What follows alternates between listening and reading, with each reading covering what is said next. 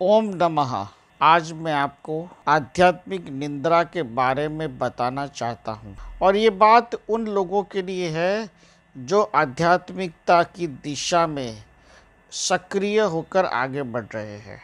ये बात उन लोगों के लिए नहीं है जो लोग नास्तिक हैं, जो लोग जागना ही नहीं चाहते, जो लोग सोते रहना चाहते हैं। उनके लिए मैं ये बात नहीं बता रहा हूँ।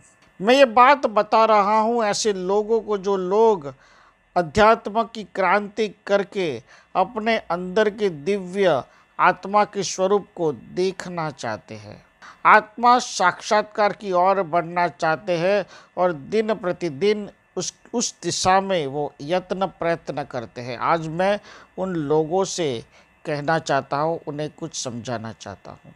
आपको ये बात सबसे पहले समझ लेनी होगी कि अगर आपको मोक्ष के दरवाजे तक जाना है तो आपको आत्मा की दिव्य प्रकाश से जागना होगा।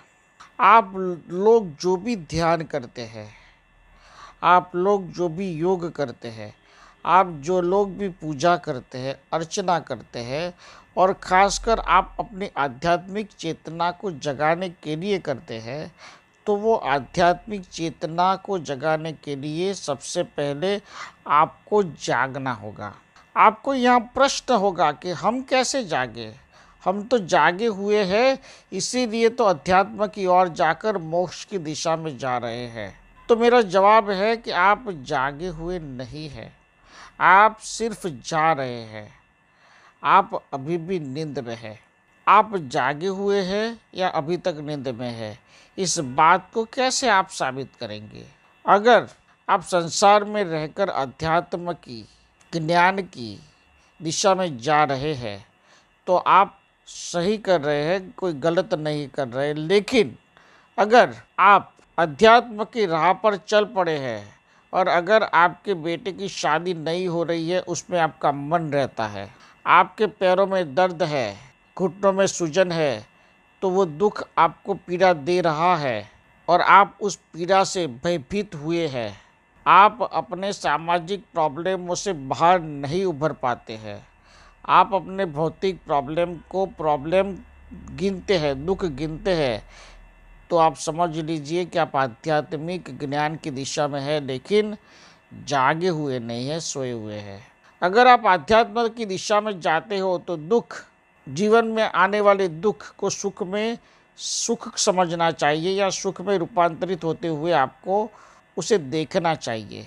आपको ये समझना होगा कि अध्यात्म के रास्ते पर चलते हुए जीवन की कोई भी प्रश्न अगर आपके सामने आते हैं तो वो दुख चाहे हो, लेकिन वो सुख का ही कारण है। आने वाला वक्त आपको मोक्ष की दिशा में ले जाएगा अगर आप दुख को दुख नहीं गिनोगे। आप कहोगे कि ये तो बहुत ही इम्पॉसिबल टास्क है। मैं कहूँगा जरा भी नहीं। आप व्यावहारिक तौर पर उस प्रश्न का समाधान कीजिए। मैं आपको समाधान बता रहा हूँ, गौर से सुनिएगा। आप व्यावहारिक तौर पर उसका समाधान कीजिए कि बेटे की शादी क्यों नहीं हो रही है, घर में पैसे क्यों नहीं आ रहा है, पैसे क्यों नहीं आ रहे हैं, घर में तकलीफ़ें दिक्कतें क्यों आती जाती रहती है, बीमारियाँ क्यों घर से नहीं निकलती है। ये सब में आप इन्वॉल्व रहिए, लेकिन दिल से और आत्मा से नहीं, सिर्फ बाह्य शरीर से, कि आपको आपका सिर्फ ये कर्म करना है। उस हिसाब से अगर आप अपने कार्य को करेंगे और आपके मन और आत्मा को उस प्रॉब्लम से दूर रखेंगे तो आप अध्यात्म की दिशा में जाग चुके हैं, ऐसा समझिएगा। और अगर ऐसा नहीं हुआ है तो आपको उस दिशा में जागने के लिए आपके मन और आपके आत्मा को घर में होने वाले दुखों से, घर में आने वाली तकलीफ़ों से दूर रखना होगा। भले चाहे आप पार्टिसिपेट उसमें करें, क्योंकि आपकी रिस्पॉन्सिबिलिटी है, आपका फ़र्ज़ है, क्योंकि आप संसार लेकर बैठे हो। आपको उस चीज़ को पूरा तो करना है, लेकिन बाह्य तौर से आपको जुड़कर करना है, आत्मा से, दिल से जुड़कर उस प्रॉब्लम का समाधान नहीं करना है। जो लोग अपने जीवन में इस बात को अलग नहीं रख सके हैं और अभी भी वो निद्रा में चल रहे हैं, जागे हुए नहीं हैं और अभी भी वो घर की छोटी छोटी परेशानियों से बिलख जाते हैं, दुखी हो जाते हैं, परेशान हो जाते हैं, वो लोग अगर अध्यात्म की दिशा में आगे बढ़ना चाहते हैं तो मैं आज आपको सूर्य विदंत्य देव का एक दिव्य श्लोक देने जा रहा हूँ। श्लोक आपकी स्क्रीन पर दिखेगा।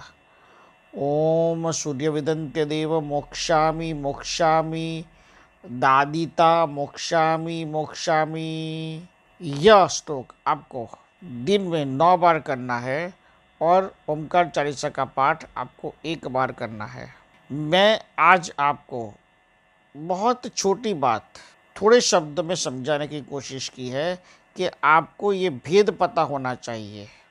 छोटी बात मैं इसलिए कह रहा हूँ कि आप आध्यात्मिक जर्नी तो कर रहे हो, लेकिन आप आध्यात्मिक निद्रा में हो, और निद्रा में से अगर आप जाग गए तो पूरा ब्रह्मांड आपके आंखों के सामने आ जाएगा, और जब तक आप उस निद्रा में से नहीं जागोगे पूरा ब्रह्मांड आपकी आंखों के सामने नहीं आएगा।